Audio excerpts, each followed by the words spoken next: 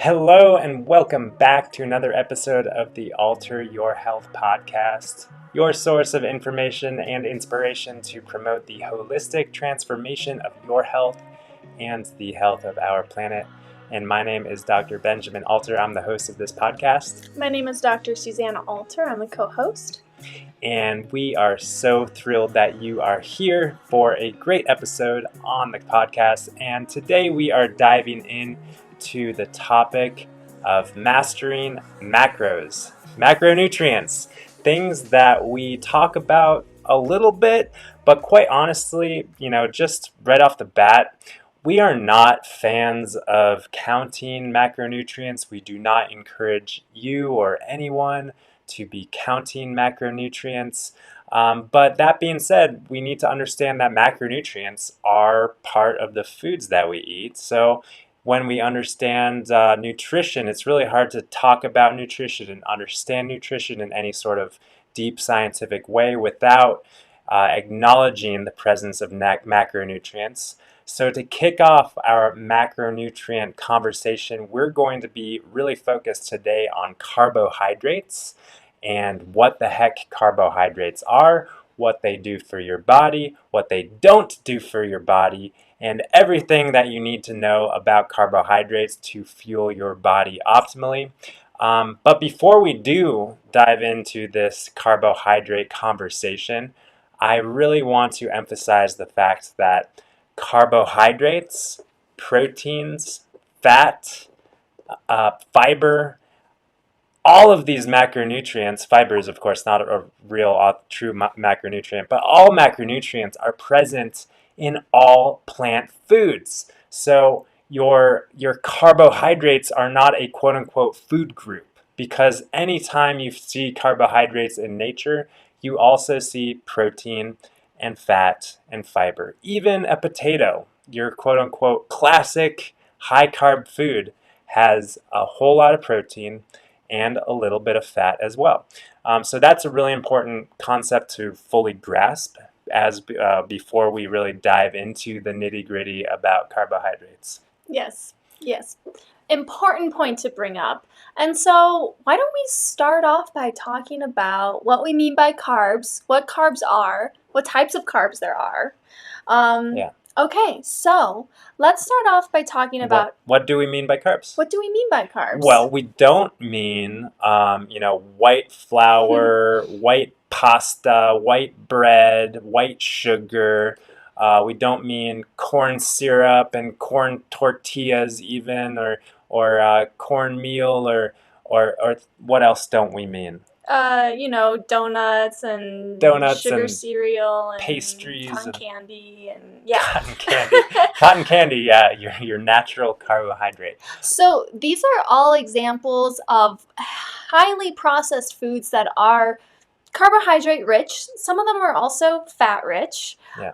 But there is a tendency in our culture to label these types of foods as carbs as if it's a food group.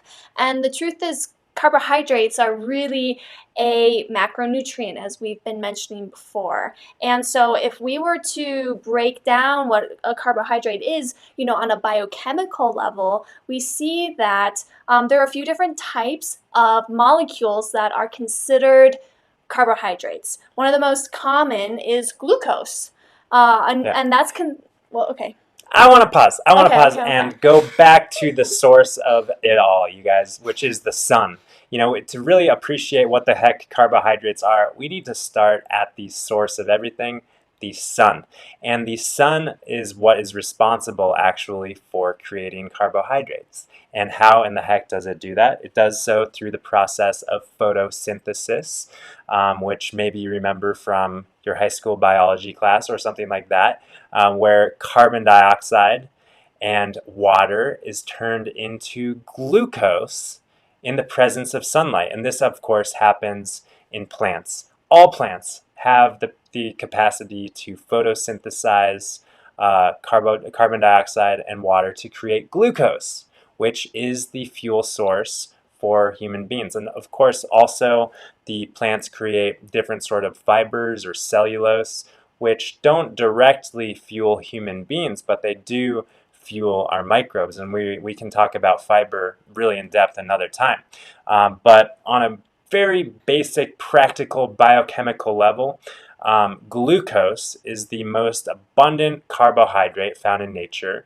And just while we're at it, to get this out of the way in terms of the semantics and the words and the terminology, when we're talking about carbohydrates, just scientifically speaking, not culturally speaking, but scientifically speaking, we can also use the term sugar. That's kind of the chemistry term, which of course has been totally bastardized in our culture today, and we know that sugar is just the white stuff, where in fact that sugar technically is just carbohydrate in nature. And then starch is a linkage of sugar that's found in a lot of plants. And we think about our starchy vegetables as being high in starch, but starch really is just bound up glucose molecules, in thousands upon thousands of sugars in length, and that those sugars are what fuel the body. Right. Exactly. Yeah.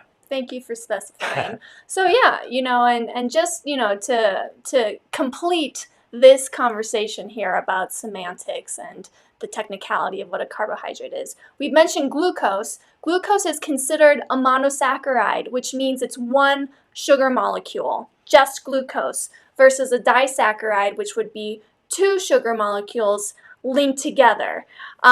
Another form of a monosaccharide is fructose, which maybe you've heard of.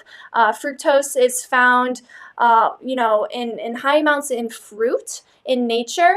Maybe you've heard of high fructose corn syrup, which is where they're extracting it from corn in a lab. Yeah, and then disaccharides also exist in the form of sucrose is probably the one that we're all most familiar with, which is a glucose molecule bound to a fructose molecule, and that is table sugar.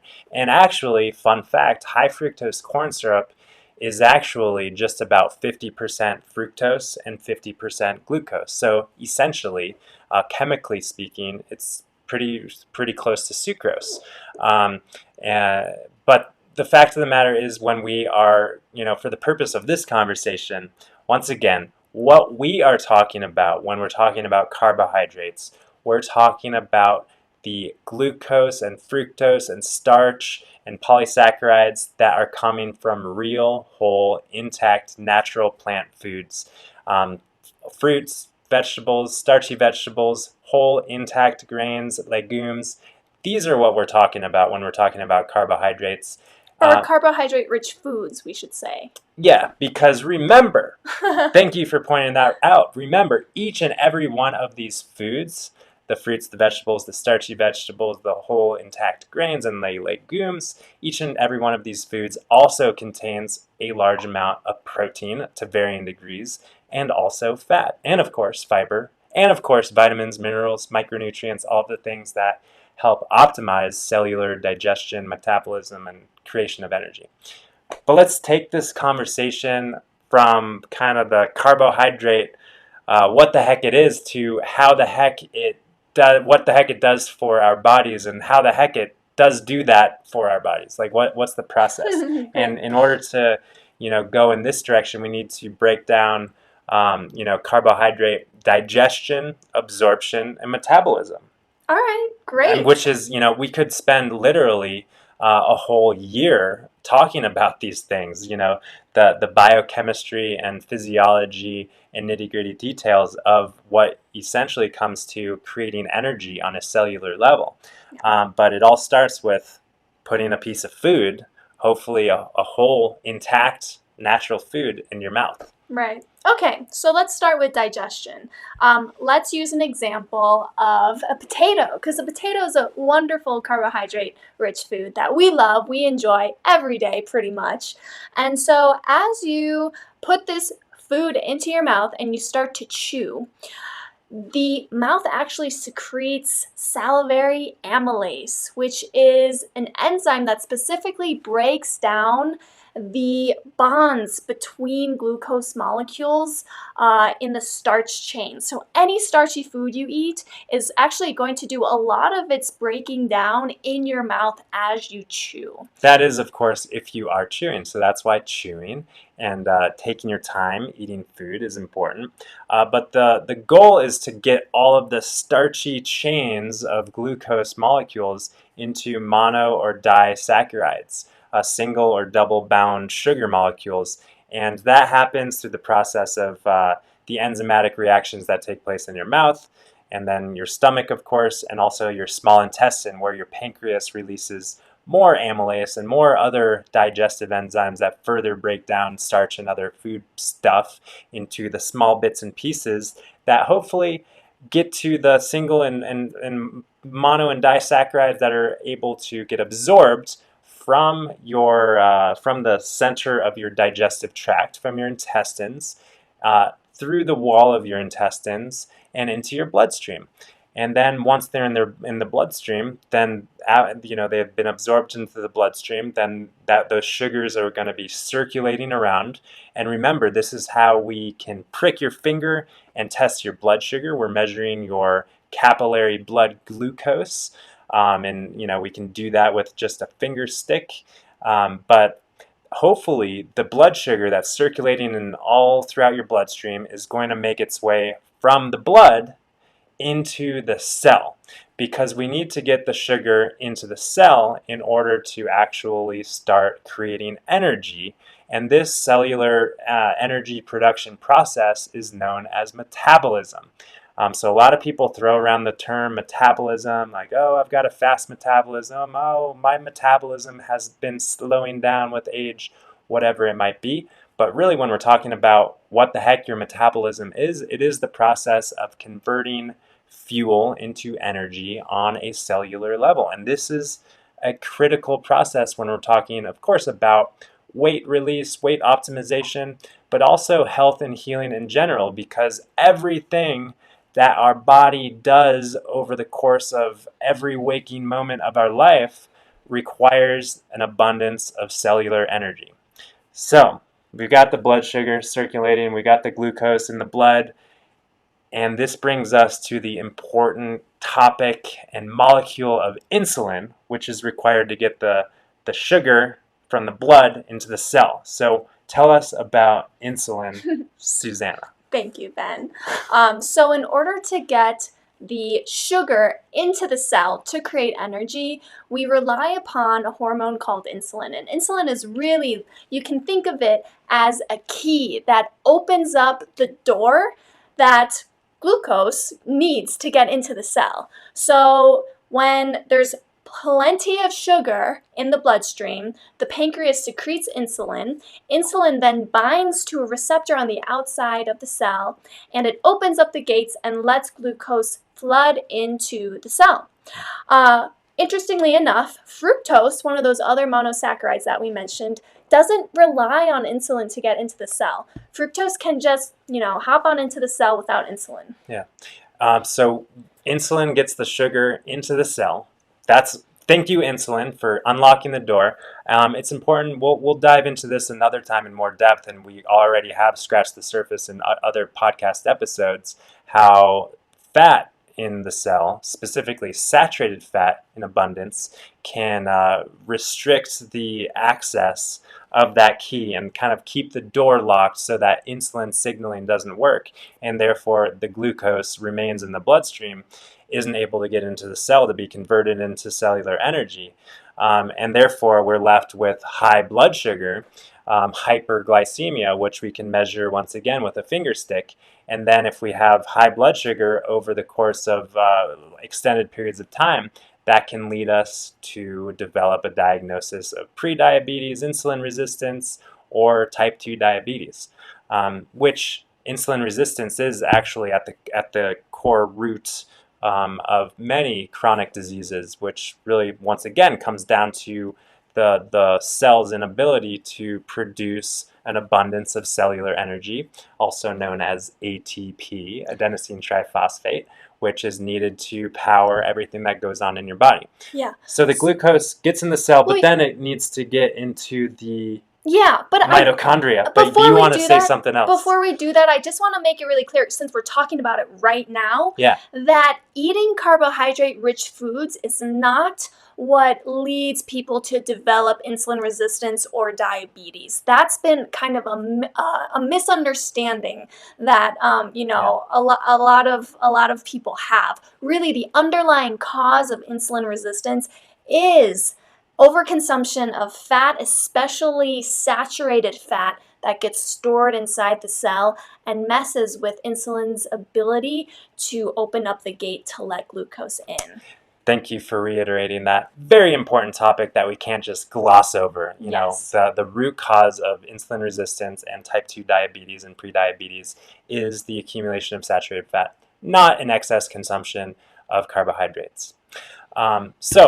Anyways, back to carbohydrate metabolism, back to glucose metabolism. We got the glucose from the food, broken down into mono and disaccharides, absorbed into the bloodstream, gotten into the cell via the insulin signaling cascade and that great hormone coming from our pancreas, and then that glucose makes its way in the cell into one of a number of mitochondria, which are an intracellular organelle abundant in every cell of our bodies. And the mitochondria is the place where the magic happens. And the magic that we are talking about is your metabolism. And there is an aerobic metabolism and an anaerobic metabolism. Aerobic meaning that it requires oxygen, anaerobic meaning that it doesn't require oxygen. So the first step is anaerobic metabolism, and then the second step is aerobic metabolism. And the end result of this really complex process involving a number of different enzymes and cofactors and minerals and vitamins is the production of cellular energy. And we are so grateful each and every moment of each and every day of the incredible work that our literally quadrillions of mitochondria are doing for us around the clock. So here's what's important for the creation of that cellular energy. An abundance of carbohydrates coming from whole, intact, natural foods, carbohydrate-rich foods, which once again also contain the vitamins and the minerals and the cofactors and the phytonutrients that help to grease the wheels of this metabolic process. And we also need oxygen, to really create the most energy on a cellular level. So that requires that we have healthy vascular system, healthy circulation, that we're moving our body, that we're breathing well, that we are well hydrated, and all of these things are really important for keeping our metabolism functioning in tip-top shape on that cellular level. Yeah. So what did I miss? So if we haven't made it clear yet, your cells were literally designed to make energy from carbohydrates. Yeah. So what that means is that carbohydrates are bad. We like to really just emphasize that carbohydrates have gotten a bad reputation in the nutrition world as, leading, to diabetes, leading to weight gain, all these kinds of, all this misinformation out there.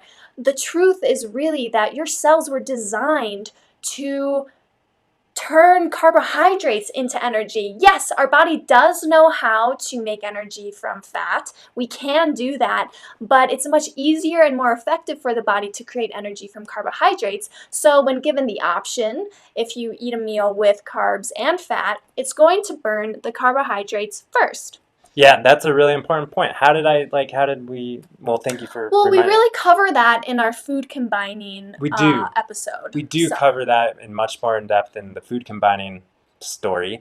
But yeah, the thing that's important to know is that your body will burn carbohydrates in any chance that it gets. So, this brings us to maybe talk for a second about we could talk about a lot of things, but the myth that carbohydrates cause weight gain.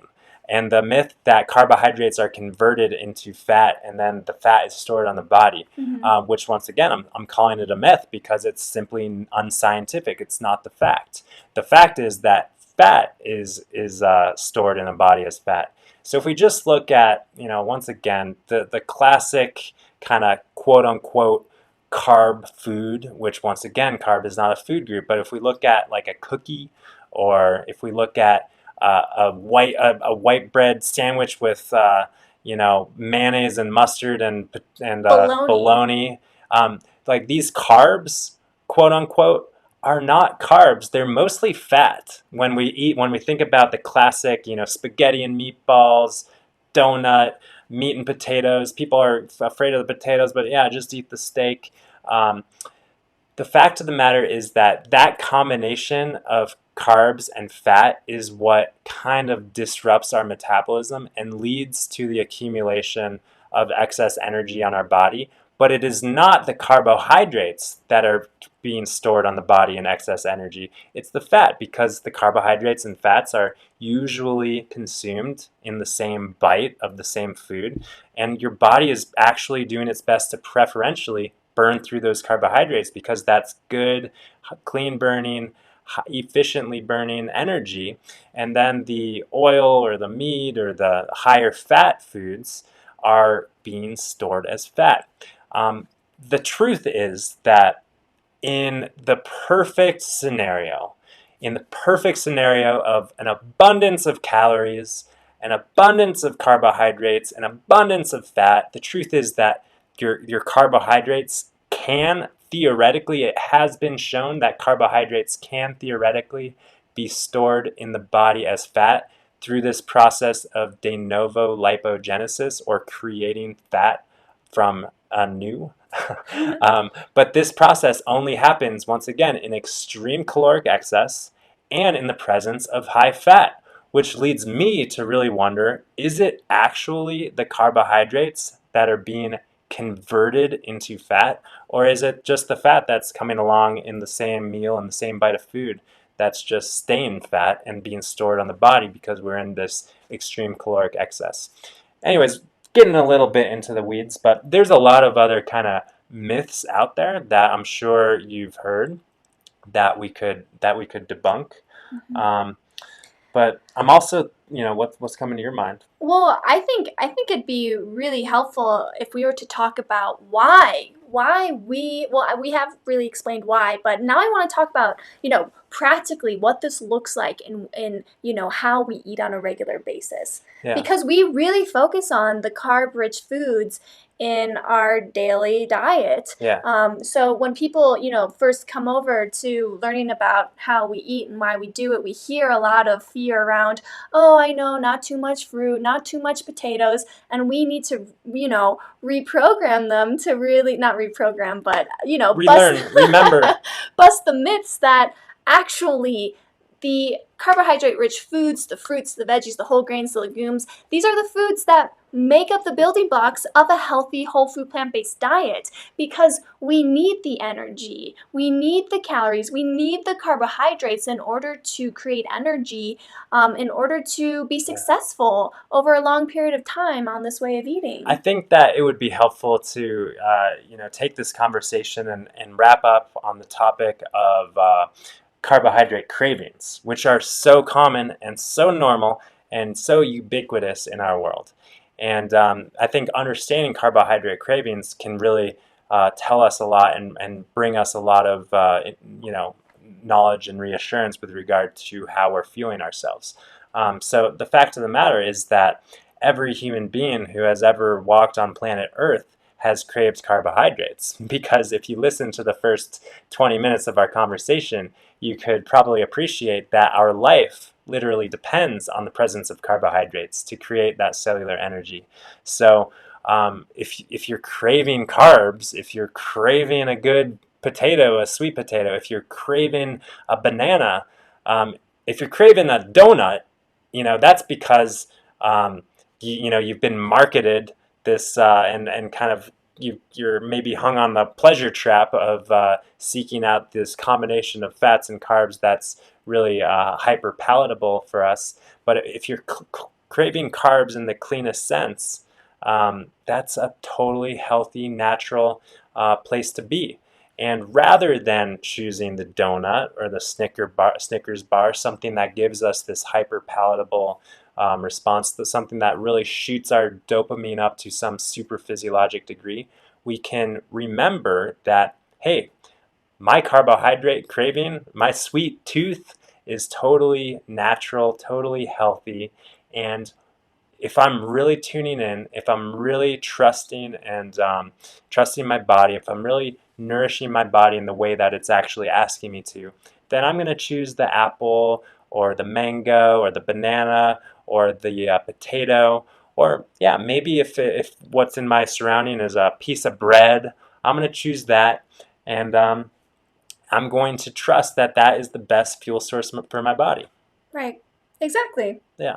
Good point. We actually have a whole podcast episode on the topic of craving sweets, so we go into that so much more in depth in that episode. So we can put links to those podcast episodes in this podcast episode, which is alter.health/episode 201. Yeah. What other things do we need to wrap up with?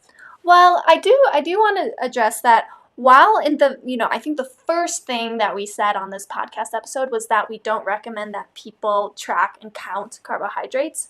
Or any other macro. Or any other macro or calories or anything like that. But with that being said, what tends to happen when people eat a whole food plant-based diet that is naturally low in fat and rich in carbohydrates, that the ratios do tend to fall.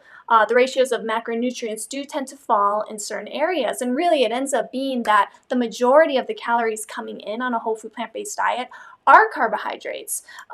Protein and fat calories tend to be in a lower amount. Yeah, maybe we'll talk about the kind of that. The numbers? Yeah. No, maybe we'll talk about the fat and the protein and the fat and the protein. That's true. Yeah, exactly. But yeah, it's important to know that, you bring up a good point that when we're looking at plants growing in nature, back to the idea that plants have this capacity to harness energy from the sun in the form of carbohydrates. Plants are what are most abundantly rich with carbohydrates. You don't find carbohydrates in animal products. Mm-hmm. That being said, there's lactose, which is another carbohydrate, topic for another day. But the fact of the matter is, a whole food plant-based diet, or even a not whole food plant-based diet, is going to be a carbohydrate-rich diet, which is a good thing. Mm-hmm. Because if we look at the longest living, healthiest populations around the world, and we do a little dietary analysis of these cultures, we see that about 75 to 80% of their diets, of the food that they're eating, is in the form of carbohydrates. And that's certainly what happens when we eat mostly, if not all, plants. Yeah. So that's moral of the story. Carbohydrates are not to fear. Right. That's for darn sure. And carbohydrates are to be enjoyed and liberally as much as you can. They're green light foods, the fruits, the vegetables, the whole intact grains, and the legumes. Yeah. These are foods that really should be the staples of any healthy whole food diet. Yes. Yeah. That's it. It's carbohydrate-rich foods for breakfast, lunch, and dinner. That's right. And all the snacks. That's right. So we're so grateful that you've taken the time out of your day to tune in, and we appreciate your feedback. If you'd like to leave a comment, share, spread the word. Anyone who's got a little carbophobia, maybe you can bring them some peace and let them know that their sugar cravings, quote unquote, their sweet cravings, there's nothing wrong with them. They're just human beings, and you can show them what foods to eat, the whole real plant foods that are carbohydrate rich. And also, just a reminder, if you'd like to join our private Facebook group where we do stream these live episodes every Thursday, you can find us at facebook.com/groups/alterhealth. This is the plant-based and stress-free Facebook group where we've got a lot of great things happening, a huge group, a growing group of really amazing people who are moving in this direction of eating and living, and it's just an inspiring place to be. So thanks, you guys. Peace and love, and we'll see you guys next time. All right, let's go eat some carbohydrate-rich foods. Time for carbs. Keep it carved, guys. See you next time.